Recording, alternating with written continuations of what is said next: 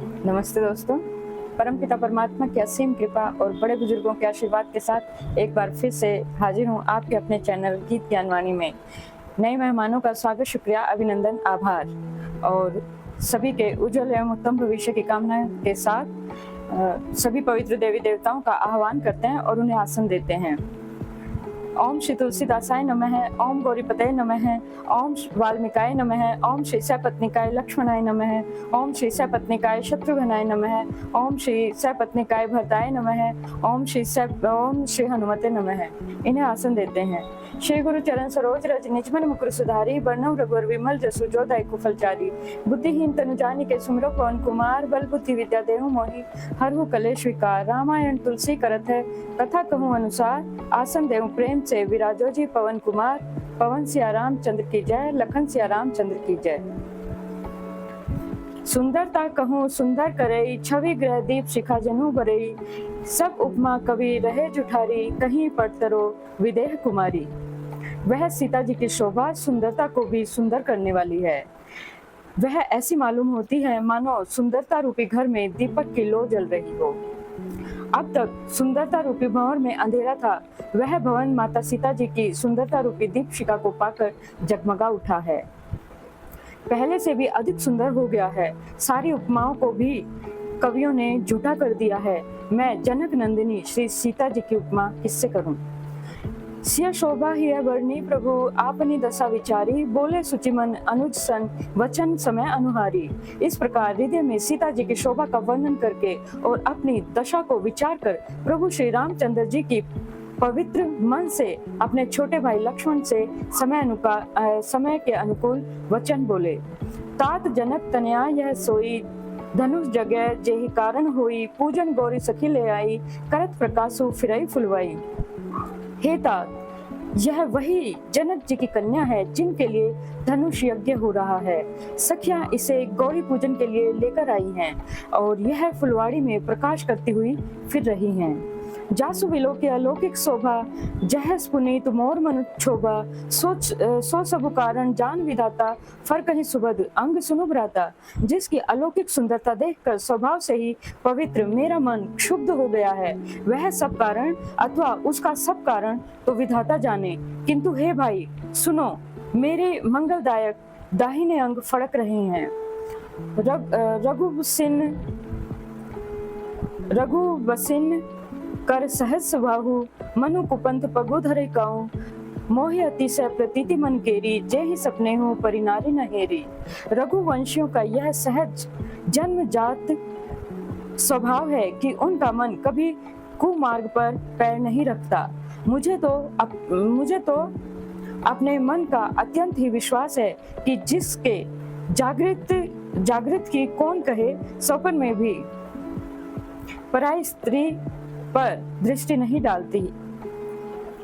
जिनके लहीन रिपुरन पीठी, नहीं पावही परतई मनु ढीठी। मंगल लहीन जिनके नाही, ते नरवर थोड़े जगमाही। रण में शत्रु जिनकी पीठ नहीं देख पाते, अर्थात जो लड़ाई के मैदान में नहीं भागते। पराई स्त्री जिनके मन और दृष्टि को नहीं खींच पाती, और भिखारी जिनके यहाँ से नहीं पाते, खाली हाथ नहीं लौटते। ऐसे श्रेष्ठ पुरुष संसार में थोड़े ही हैं। करत बक कही अनुज सन, मन सिय रूप लोभान।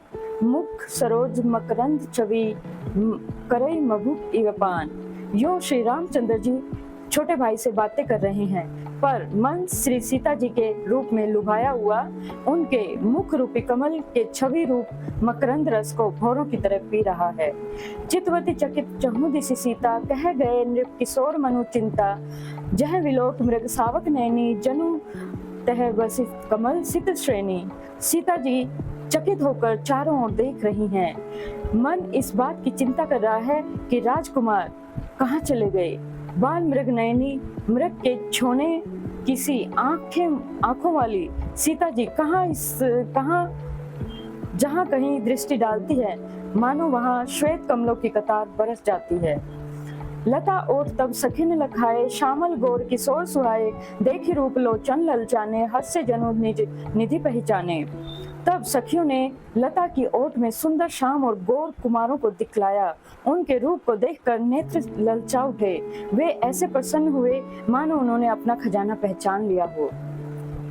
थके नयन रघुपति छवि देखे, पलक किन्नु परिहरी निमेषे, अधिक स्नेह देह भय भोरी, सरद ससी जनु चित्व चकोरी।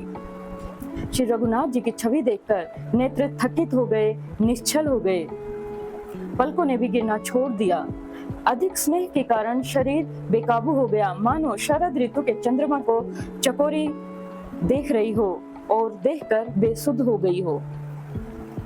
लोचन मगरामई हुरानी, दीने पलक कपाट सयानी, जब सिय सखिन प्रेम बस जानी, कहीं न सकई कछु मन सक जानी। नेत्रों के रास्ते श्री रामचंद्र जी को हृदय में लाकर चतुर शिरोमणि जानकी जी ने पलकों के किवाड़ लगा दिए, अर्थात नेत्र मूंद कर उनका ध्यान करने लगी। जब सखियों ने सीता जी को प्रेम के वश जाना, तब वे मन में सकुचा गई, कुछ कह नहीं सकती थी।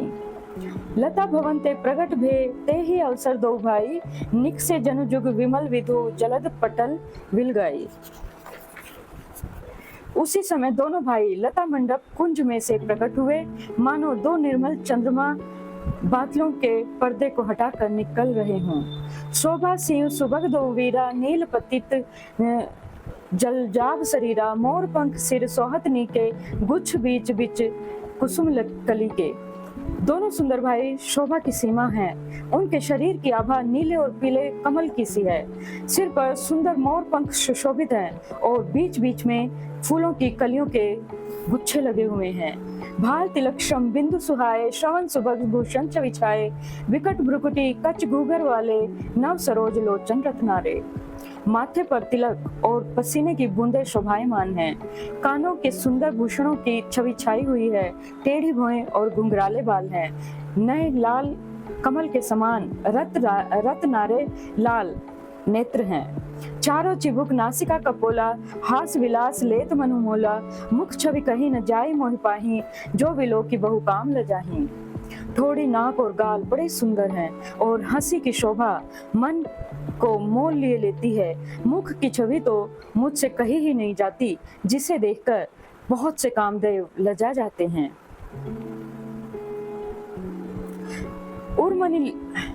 उर्मनिमाल कंबु कव गीवा, काम कलब कर भुज बस सीवा, सुमन समेत वाम कर दोना, सावर कुंवर सखी सुठलोना। वक्ष स्थल पर मणियों की माला है, शंख के सदृश सुंदर गला है और कामदेव के हाथी के बच्चे की सूंड के समान उतार चढ़ाव वाली एवं कोमल भुजाएं हैं, जो बल की सीमा है। जिसके बाएं हाथ में फूलों सहित दोना है, हे सखी वह सांवला कुंवर तो बहुत ही सलोना है। केहरी कटी पट पीत धर, सुषमाशील निधान, देखी भानुकुल भूषण ही, विसरा सरिन अपान। सिंह की सी पतली लचीली कमर वाले पीतांबर धारण किए हुए, शोभा और शील के भंडार, सूर्य कुल के भूषण श्री रामचंद्र जी को देखकर सखियां अपने आप को भूल गई हैं। धरी धीर जो एक आली सयानी, सीता सन बोली गही पानी, बहुरी गौरी कर ध्यान करे हूँ, भूप किशोर देखी किन लेहू।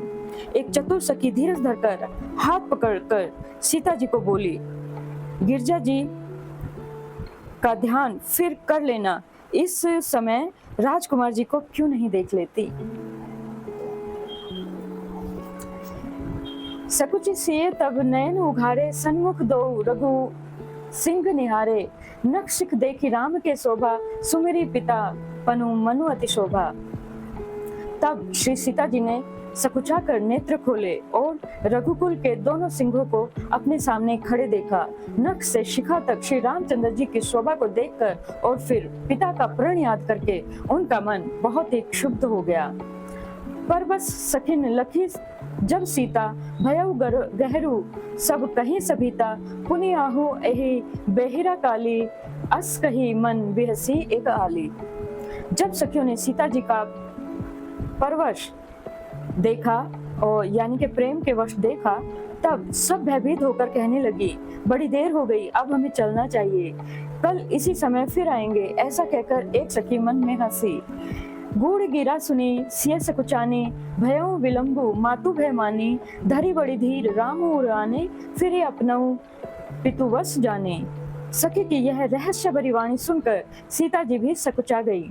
देर हो गई जानकर उन्हें माता का भय लगा और बहुत धीरज धरकर वे श्री रामचंद्र जी को हृदय में ले आई और उनका ध्यान करती हुई अपने को पिता के अधीन जानकर लौट आई। देखन मिसमृग विहग तरु, फिरई बहोरी बहोरी, निरखी निरखी बहुवीर छवि, बाढ़ई प्रीति न थोड़ी।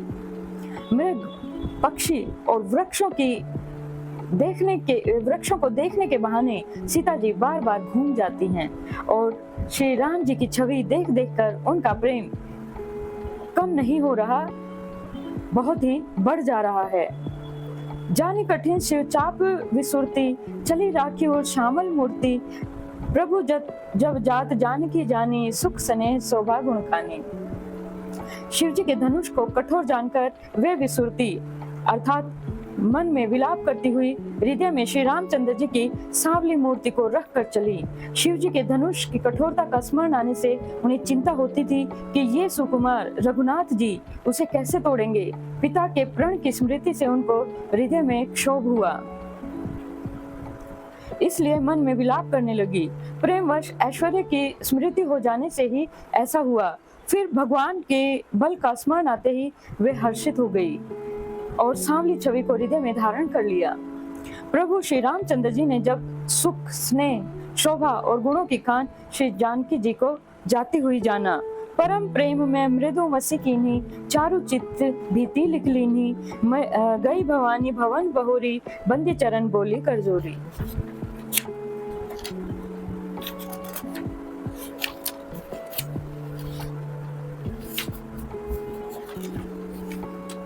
तब परम प्रेम की कोमल शाही बनाकर उनके स्वरूप को सुंदर चित्त रूपी भित्ति पर चित्रित कर लिया। सीता जी पुनः भवानी जी के मंदिर में गई और उनके चरणों की वंदना करके हाथ जोड़कर बोली, जय जय गिरवर राज किशोरी, जय महेश मुख चंद चकोरी, जय गजबदन षडानन माता, जगत जननी दामती दुति गाता। हे श्रेष्ठ माता, पर्वतों के राजा हिमाचल की पुत्री माता पार्वती, आपकी जय हो, आपकी जय हो। हे महादेव जी के मुख रूपी चंद्रमा की और टकटकी लगाकर देखने वाली चकोरी, आपकी सदा ही जय हो। हे हाथी के मुख वाले गणेश जी और 6 मुख वाले स्वामी कार्तिकेय जी की माता, हे जगत जननी, हे बिजली किसी कांति युक्त शरीर वाली, आपकी सदा ही जय हो। नहीं तो आदि मध्य अवसाना, अमित प्रभाव वेदु नहीं जाना, भव भव विभव पराभव कारिणी, विश्व विमोहिनी सवस विहारिणी। आपका न आदि है, न मध्य है और न ही अंत है। आपके असीम प्रभाव को वेद भी नहीं जानते। आप संसार को उत्पन्न, पालन और नाश करने वाली हैं, विश्व को मोहित करने वाली और स्वतंत्र रूप से विहार करने वाली हैं। पति देवता सुतीय महु, मातु प्रथम तव रेख, महिमा अमित न सकहि कहीं, सहस शारदा शेष। पति को इष्ट देव मानने वाली श्रेष्ठ नारियों में हे माता आपकी प्रथम गणना है। आपकी अपार महिमा को हजारों सरस्वती और शेष जी भी नहीं कह सकते। सेवत तो ही सुलभ फलचारी, वरदायिनी पुरारी प्यारी, देवी पूजी पद कमल तुम्हारे, सुर नर मुनि सब हों सुखारे। हे भक्तों के मुंह मांगा वर देने वाली, हे त्रिपुर के शत्रु शिव जी की प्रिय पत्नी, आपकी सेवा करने से चारों फल सुलभ हो जाते हैं। हे देवी, आपके चरण कमलों की शुभ पूजा करके देवता, मनुष्य और मुनि सभी सुखी हो जाते हैं। मोर मनोरथ जानू नीके, बसहु सदा सुर पुर सब ही के, किन्हु प्रगट न कारण ते ही, अस कही चरण गहे वैद ही। मेरे मनोरथ को आप भली भांति जानती हैं, क्योंकि आप सदा सबके हृदय में निवास करती हैं और इसी कारण मैंने उसको प्रकट नहीं किया। ऐसा कहकर जानकी जी उनके चरणों में प्रणाम करने लगी। विनय प्रेम बस भई भवानी, खसी माल मूर्ति मुस्कानी, सादर सिय प्रसाद सिर धरेऊ, बोली गौरी हर्षु हिय भरेऊ। गिरजा जी सीता जी के विनय और प्रेम के वश में हो गई।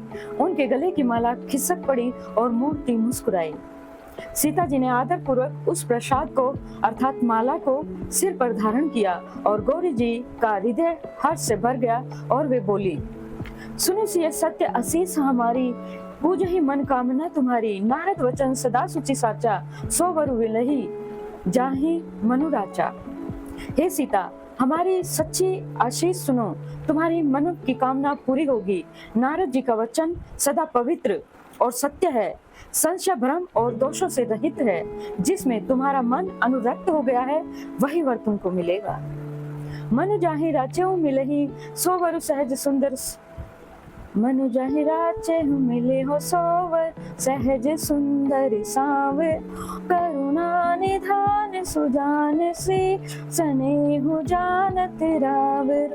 एहि भांति गौरी असीस सुनि, सहित ही हर्षित अली। तुलसी भवानी पूज, पुनि पुन मुदित मन मंदिर चली।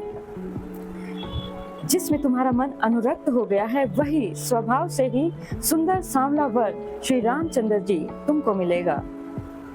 वह दया का खजाना और सुजान सर्वज्ञ है, तुम्हारे शील और स्नेह को जानने वाले हैं। इस प्रकार श्री गौरी जी का आशीर्वाद सुनकर जानकी जी समेत सब सखियां हृदय में हर्षित हुई। तुलसीदास जी कहते हैं, भवानी जी को बार बार पूजकर श्री सीता जी प्रसन्न मन से राजमहल को लौट गई।